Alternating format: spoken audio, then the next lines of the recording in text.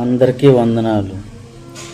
చాలా కష్టమైన పరిస్థితుల్లో మనం ఎంతో ఆవేదన చెందుతూ ఉంటాం, కలత చెందుతూ ఉంటాం.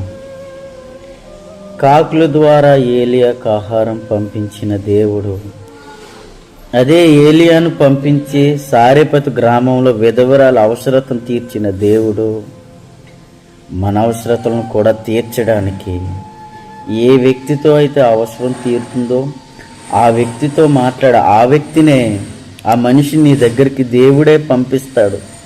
మనం ఎవరి దగ్గరికి వెళ్ళి ఏమి అడగవలసిన అవసరం లేదు.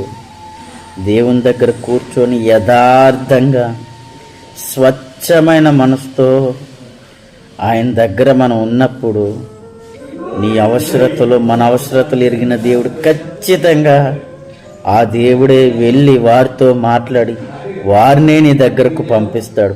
కాకులే ఏలియాకు ఆహారం తేయగలిగినట్లు దేవుడు ఆజ్ఞాపిస్తే నీ కోసం మన దేవుడు ఎందుకు కార్యం చేయడు? ఖచ్చితంగా చేస్తాడు. ధైర్యంగా ఉండండి, ఏ విషయంలో కృంగిపోవద్దు. మాట ఇచ్చిన దేవుడు, నిజమైన దేవుడు, ఖచ్చితంగా ఆయన కార్యం చేస్తాడు. God bless you all.